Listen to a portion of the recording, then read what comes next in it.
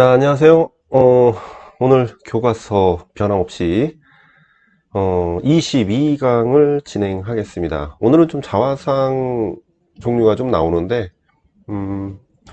여러분들이 이제 교과서를 꾸준히 보시면서 나름대로 이제 뭐 도판, 그리고 이 도판에 대한 설명, 그리고 이제 이 도판이 왜 나왔는지 그것을 중심으로 보셔야 되고, 저도 이제 그런 방식으로 이제는 뭐 기존의 교과서에다가 지도서 내용을 첨부하고, 또 그게 좀 부족하다면 전에 했던 듯이 뭐 했던 것처럼 조금 더 추가로 설명을 자료를 통해서 설명을 드리거나 그렇게 진행을 하고 있는데, 벌써 22강이네요.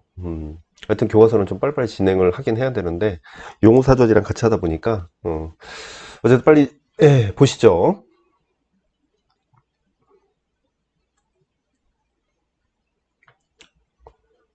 음, 우선 마이클이라는 작가가 나옵니다. 어, 자, 여기서 이제 마이클이라는 작가가 나오는데, 이 마이클 작가는 이제 사진 작가였죠, 원래가. 사진 작가였는데, 이 내용을 보시면은, 하이젠베르크 박사의 불확실한 마법 거울 해가지고, 이 연속사진 기법을 쓴 건데, 자신 안에 내재된 것을 시각적으로 영상화한 작품인데, 거울에 비치는 자신의 그 또 다른 모습을 통해 내면의 세계를 인식한다. 음, 뭐 그런 경우가 많죠. 이제 베이컨도 이제 그런 작품에 속하거든요. 이제 숨겨진 자기의 어떤 내면, 그러니까 자기의 내면뿐만 아니라 사람들의 어떤 내면, 것과 다른 내면을 표현하기도 하죠. 그런데 이제 이 작가는 자신을 기준으로 얘기를 하고 있죠. 그래서 마이클은 1960년대 사진의 그 시간 개념, 그러니까 시간 개념이라는 것이 여기 밑에 나왔지만 연속 사진 기법을 통해서 보여주고 있거든요.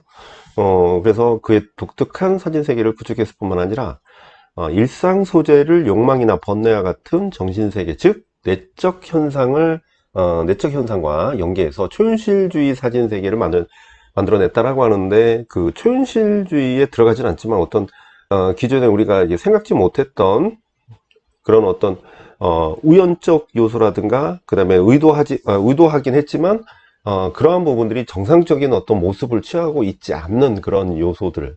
그래서 작품을 다시 보시면 이런 식으로 얼굴이 길게 늘어져 있었죠. 그래서 이런 방식으로 진행을 합니다. 그래서 작품 속의 한 여인이 거울을 통해 자신의 얼굴을 쳐다보는 모습이 보이는데, 거울에 비친 자신의 모습은 당연히 아름다울 것으로 생각하지만 정면 모습과 길게 늘어진 측면의 기이한 모습이 동시에 보이게 됩니다. 그래서 이러한 작품을 통해 사람들에게 자신의 내면 모습이 어떻게 보이는가를 다시 한번 생각하게 하는 작품이죠. 그 정도만 아시면 될 것 같아요. 그리고 웨민즌, 이 사람은 되게 이 공산당 자체의 그 이념 체계에서는 굉장히 그 중국 당국에서는 굉장히 좋아하지 않는 작가인데, 우선 내용을 보시면 하늘을 쳐다보며 환하게 웃고 있는 자신의 모습을 이제 그린 작품이라고 하죠. 둘의 공통점은 이제 자화상이라고 볼 수가 있어요. 짧은 머리에 흰 셔츠만 입고 무엇이 그렇게 좋은지 입을 크게 벌리고 웃고 있는 얼굴은 일반 피부색이 아닌 분홍빛을 띠고 있죠, 지금. 그래서 분홍빛을 띠고 있고 궁금증을 자아내게 된다라는 겁니다. 그래서 음엔즈는 치아를 전부 드러낸 채 억지 웃음을 터뜨리는 얼굴을 통해 냉소적 사실주의를 나타내고 있는데, 실제로는 웃는 모습이 아니라는 거죠, 내면은. 그래서 취미로 그림을 그리던 웨민즈는 1980년대 중반 미술대학에 진학을 하게 됩니다. 그래서 89년에 일어난 천안문 사건, 되게 뭐 많이 알려진 사건이죠. 이 천안문 사건에 충격을 받은 웨민즈는 그 이상주의적 그림보다는 사회 현실을 반영하는 그림을 그리게 됩니다. 하얗게 드러낸 치아와 감은 두 눈을 통해서 크게 웃고 있는 모습을 극대화시킨 이 작품은 내면에 감춰진 사람의 무력감을 극대화시키고 있다. 그래서 무력감. 자, 뭐 보시다시피 실제로 즐거워서 웃는 게 아니라는 것이지, 현실 자체의 사회 현실을 보여주고 있으면서 그리고 우리가 이제 그런 자기의 어떤 내면적인 그런 모습과는 상반되게 표현하는 그런 특징이 서려져 있다. 그 다음에 그 밑에 보시면은 렘브란트가 나오죠. 렘브란트는 진짜 자화상으로 유명합니다. 근데 이게 왜 유명하냐면 자기의 현실의 그 요소들이 그대로 반영이 되고 있다는 거예요. 자기 모습에. 그러다 보니까 그 차츰차츰 그려지는 그 시기별로의 어떤 자기에 대한 어떤 상황 이런 것들이 의도적으로 했는지 모르겠지만 되게 이제 뭐 잘 나갔던 시절의 자화상과 그 다음에 불우했던 시절의 자화상은 굉장히 확연히 굉장히 다르게 표현을 하고 있죠. 그래서 그 밑에 보시면 렘브란트는 그려진 자사전이라고 할 정도로 자기 성찰적인 자화상을 많이 그렸대요. 그래서 그런 변화되는 요소들을 잘 표현한 렘브란트를 보시면은 자화상입니다. 아무래도 그 자기의 감정을 반영해서 나타난 것들이 특징이라고 볼 수가 있는데 보시면은 렘브란트는 초상화의 심리적 그러다 보니까 일반적으로 우리가 외형 위주의 어떤 서양 자화상의 어떤 특성과는 굉장히 약간 그런 어떤 다른 부분이 있죠. 오히려 동양적 성향이 있단 말이죠. 그래서 심리적 예술적 가치를 부여한 작가라고 하죠. 자기의 어떤 감정에 동요되는 그런 모습들을 보여주고 있다는 겁니다. 그가 남긴 약 60여 점의 초상화와 20여 점의 판화는 객관적 삶을 넘어서 그의 감동적인 삶을 보여준다. 그래서 그 나는 마음속에 깊이 자리한 가장 크고 깊은 감정을 그림으로 그린다라고 얘기할 만큼 그의 자화상은 사실적이면서도 자신의 감정이 담겨 있다. 여기서 자신의 감정이 담겨 있어 많은 이야기를 만들고 있다는 것이죠. 그래서 명성과 부를 누리던 젊은 시절부터 가난과 외로운 노년의 일까지 세월에 따라 변화하는 작가의 외형적 모습뿐만 아니라 진솔한 자신의 내면을 표현한 성찰이 담겨 있다. 결국 이런 것들 좀만 더 볼게요. 자신의 삶 속에 담겨있는 행복과 달관, 슬픔, 고독 이런 것들 인간적 고뇌 흔적들이 자화상에 그대로 남아있다는 거죠. 그러면 이것을 어떤 방법으로 사용을 했을까요? 이게 이제 명암 대비죠. 명암 대비인데 그걸 이제 테너브리즘 이제 테너브리즘을 가지고서 우리가 이제 루벤스도 있지만 루벤스랑 다르게 굉장히 어둠을 차지하는 범위가 굉장히 크죠. 이 사람은. 그래서 깊이 어둠 속에 들어갈수록 굉장히 그 내면의 어떤 그 감정의 동요가 많이 나타나는 작품이라고 볼 수가 있어요. 자화상을 넘어서 모든 작품이. 자, 자화상 발달 보시면 자신을 주제로 그리는 자화상이 주목받기 시작한 것은 언제다? 르네상스 시대부터다. 르네상스 시대부터다.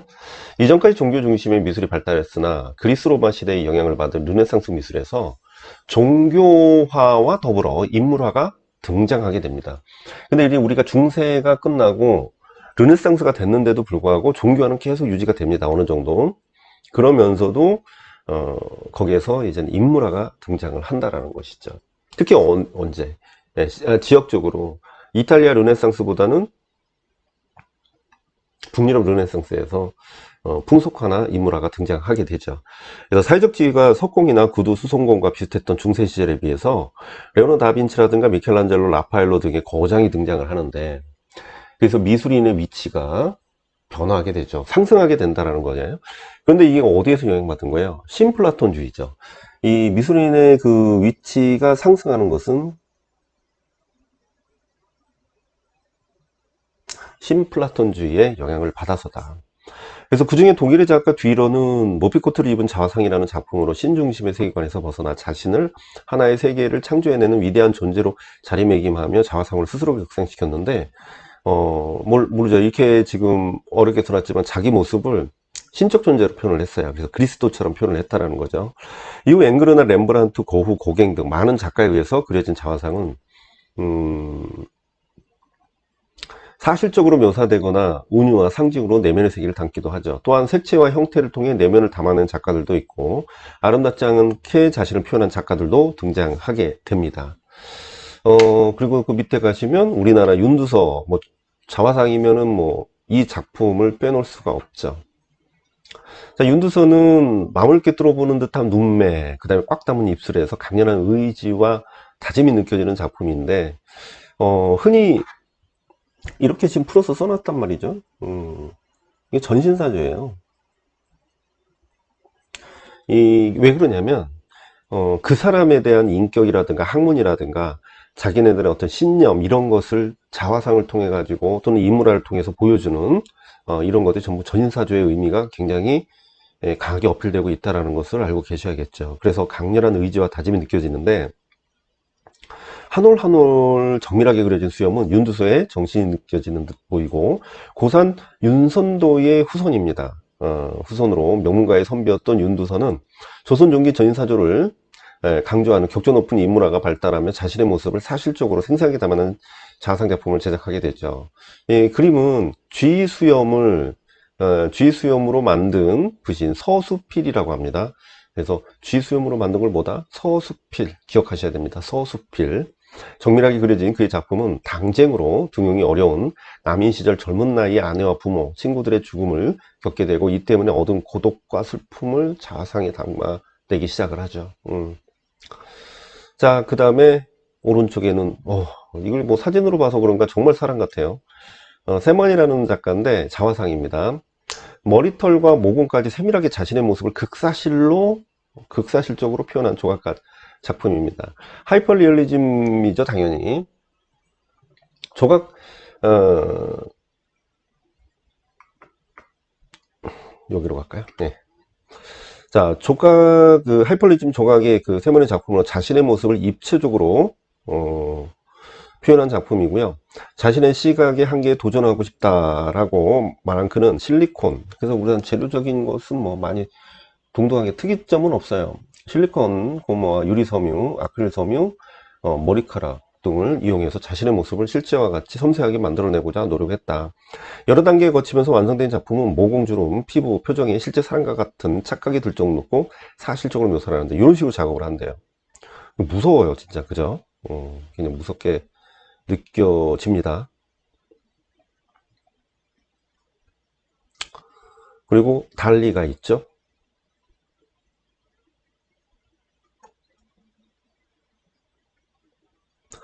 달리 작품에서는 자신의 모습을 껍데기로 표현한 작품이에요. 껍데기로. 음,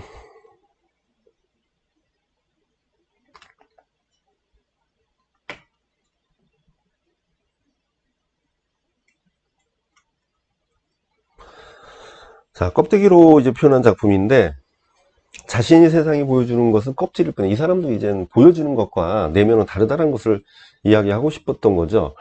진짜는 현실에서 볼 수 없는 정신, 그리고 이제 그 무의식이라고 볼 수가 있고요. 작품 속의 그 베이컨은 자신의 영혼을 상징한대요. 영혼을 상징으로 나타내고, 형태는 자화상임을 알 수 없으나 하단에 쓰여 있는 자화상이라는 문자와 가볍게 말 올린 콧수염, 이걸 통해서 자신을 상징한다라는 것이죠. 또한 유연한 곡선의 얼굴 형상, 지팡이, 개미 등 이 작품의 속에 그려졌는데, 지팡이는 달리의 작품에 자주 등장하는 사물이고요. 어린 시절에 헛간에서 봤던 물건 중 인상 깊었던 지팡이를 여러 작품 속에 등장을 시킵니다. 이는 어린 시절 입었던 정신적 외상에 대한 표현으로 심리를 작품 속에 담아내고 있는데, 그 지팡이로 뭐 어떤 충격을 받았는지 어쨌든 그것이 계속 머릿속에 남는다는 것은 무의식 쪽에 계속 있었다라는 것이죠. 고착이 된 거죠. 그것을 무의식적인 것을 형상화해서 계속 작품의 모티브로 사용을 했다, 이렇게 볼 수가 있어요. 자, 그 다음에 김봉수 작가인데, 뭐 그림이 재밌죠.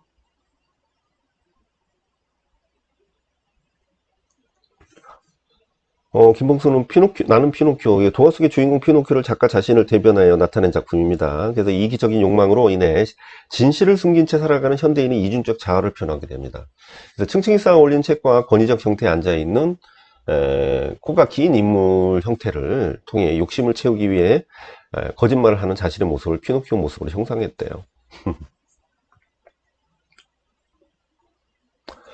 자, 요거 이렇게 보고, 그 다음에 샤갈입니다.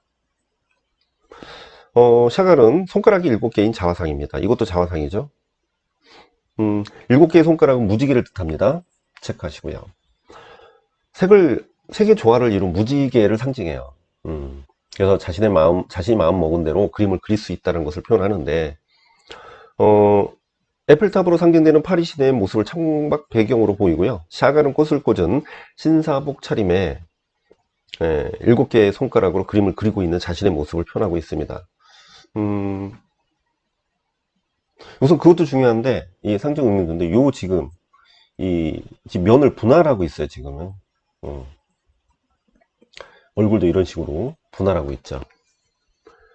자, 이런 부분은 아무래도 그 입체파적인 특성을 반영을 하고 있다. 이 샤갈이 은근히 작품들 보면 입체파의 특성이 잘 나타나 있어요.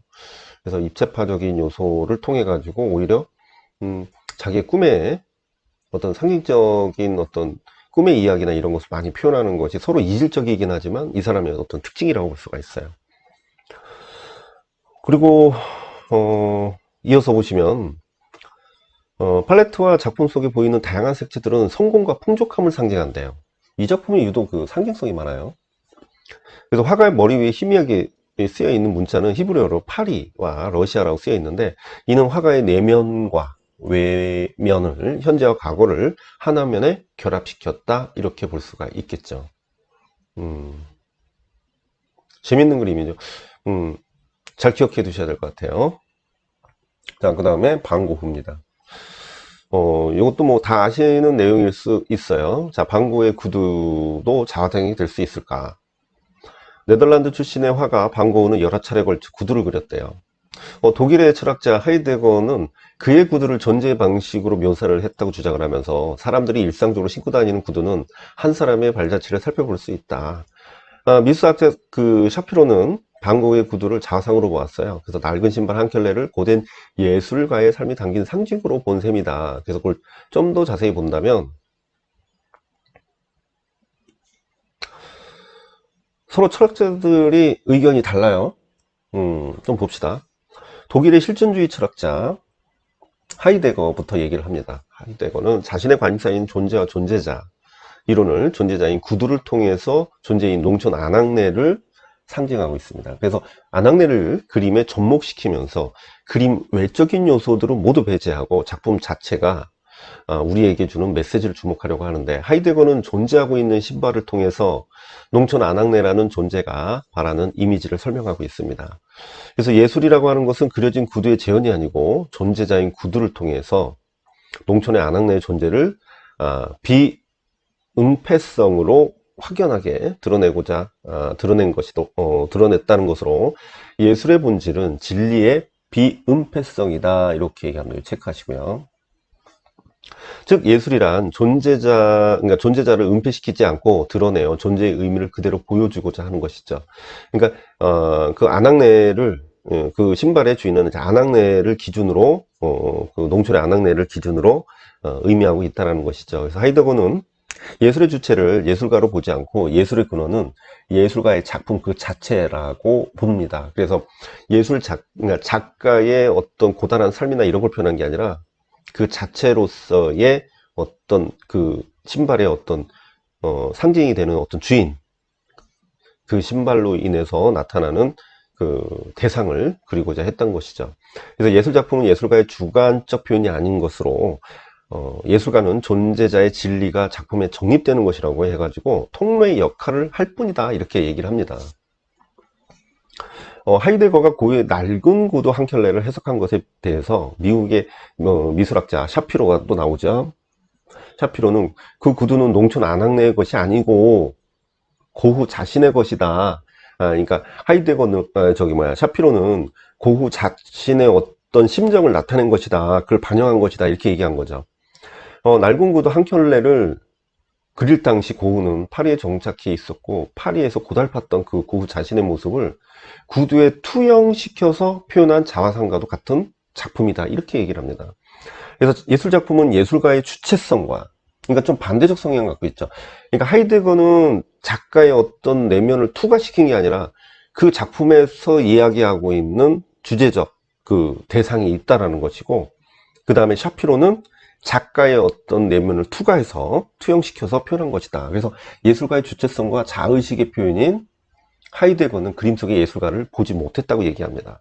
그래서 예술작품을 감상할 때는 또는 해석할 때는 예술가의 상황이나 시대적 배경이 동시에 고려되어야 한다는 것을 주장하는데, 특히 여기서 샤피로에서 중요한 거는 감상할 때는 해석할 때는 예술가의 상황이나 시대적 배경이 동시에 고려돼야 된다, 이렇게 얘기를 합니다.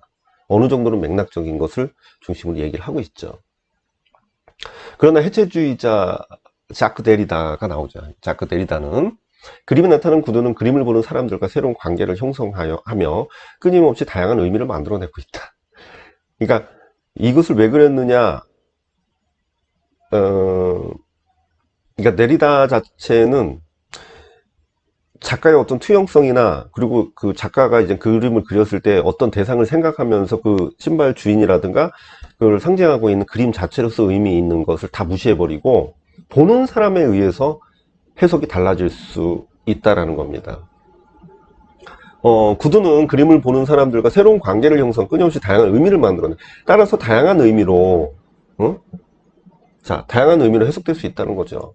전반적으로 데리다는 예술작품과 존재의 관계를 최초로 설명하고자 한 하이데거를 높이 사고 있으나, 하이데거가 지나치게 되어 있고 일방적인 시선에 대해서 비판을 하고 있습니다. 예술의 주체성이 강조되면서 예술가의 이데아에 존재하는 것이 재현이라는 샤피로의 미학 관점도 비판을 하게 됩니다. 데리다는 니체의 관점주의를 빌어 예술작품은 생성되는 것이다. 그래서 생성되는 것이라고 본다. 그래서 또 다른 사람에게 또 다른 진실을, 또 다른 시선을 열어준다는 주장으로 하나의 예술작품이 열어주는 다양한 해석이 가능하다. 체크를 해놓으세요. 다양한 해석이 가능하다. 그래서 다양한 시각들을 생성해내는 예술작품이 끊임없는 미적 창조력, 풍성한 차이의 향연, 바로 거기에 예술의 진리가 있다는 거죠. 데리다에게 있어 작품의 해석은 중요하지 않아요. 작품과 마주하면서 발생하는 경험과 흔적이 중요할 뿐이다. 그래서 예술작품은 더 이상 현실의 재현이 아니고, 체크하시고요.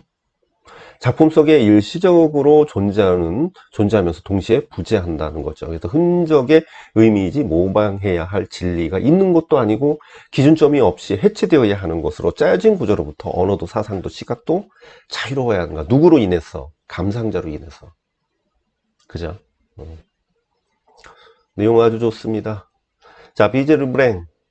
자, 정면을 응시하는 인물의 눈빛과 표정이 매우 당당하고 모자의 꽃과 깃털 장식이 그녀의 얼굴을 더 화사하게 아름답게 느끼게 해줘요. 팔레트와 물감을 들고 서서 정면을 응시하는 작가 자신의 모습을 사실적으로 되게 이쁘게 그렸죠.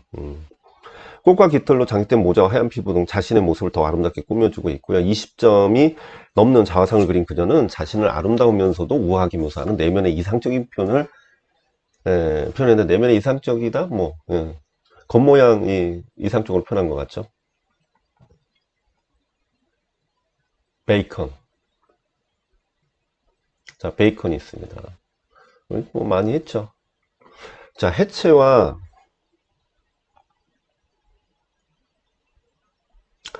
변형 체크하시고요. 이 사람이 한 얼굴에 그러니까 뭐 두세 개의 얼굴이 같이 겹치는 경우도 있고 저렇게 뒤틀리는 경우도 있죠. 이게 무슨 기법 때문에 그런다고 했죠? 파노라마. 그러니까 사진 기법. 얘는 이제는 파노라마 기법, 사진을 파노라마 기법을 통해 가지고 그림을 그리죠. 그래서 해체와 변형입니다. 자, 해체와 변형을 방식을 자신의 모습을 표현했는데 인간 내면의 성향을 드러냈다 체크하시고요. 왜 그러잖아요. 왜 이렇게 뒤틀리게 표현했냐라고 하니까 이 모습이 더 진실돼 보이기 때문에 이렇게 얘기를 하죠. 이게 왜 진실되게 보이냐 이랬을 때는 인간의 외면은 진실되지 않다. 그래서 인간의 내면이 진실되게 표현하기 위해서 이렇게 표현한다. 그러니까 인간의 내면은 이런 식으로 생겼다라는 것이죠. 시각적으로 아름답지 않지만 내면의 걱정과 불안함을 잘 보여주고 있다는 겁니다. 그쵸? 여기 나와 있어요. 인간의 삶에 담긴 고독, 공포 등을 주제로 많은 작품을 남긴 베이컨은 다시 한번 얘기하지만 해체와 변형을 통해 가지고 자신의 내면을 드러낼 수 있다고 여기고 일그러진 형태의 자화상을 표현을 했대요. 이게 전부예요. 이게 뭐 특이점이 없어요. 어느 책에도 이 정도 나와요. 자, 여기까지인가요? 예, 여기까지네요. 요거는 좀 내용이 많아가지고, 아니, 개체가 다 내용이 좀 많아가지고, 좀 몇 장 나가지 못했네요. 어쨌든, 그 이후에 또 갈수록 이제 내용이 좀 많은 것도 있어요. 우리가 이제 중요한 거 위주로 하긴 하지만, 좀 어지간하면 좀 교과서다 보니까 이것저것 뭐 잠깐이라도 보고 넘어가려고 하다 보니까 양은 좀 있습니다. 그래도 꾸준하게 보시면은 상당히 도움이 되실 것 같고요. 본인들도 이런 식으로 보다가 본인 본 거와 이제 제가 하는 것과 이게 같이 나오면은 그게 이제 추가로 더 이해하시면 될 것 같아요. 그래서 꾸준하게 보시고요. 그리고 갈수록 이제 시간이 약간씩 촉박합니다.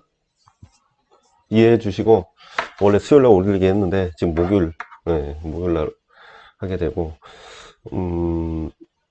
최대한 시간 내서 하는 겁니다. 그래도 우리가 이제 수강생들도 계속 보고 있고, 근데 수강생이 실제적으로 이제 많이 본다기보다는 오히려 이제 다른 데서 많이 보는 것 같긴 한데, 어쨌든 도움이 됐으면 좋겠고, 꾸준하게 보시는 것도 일이에요.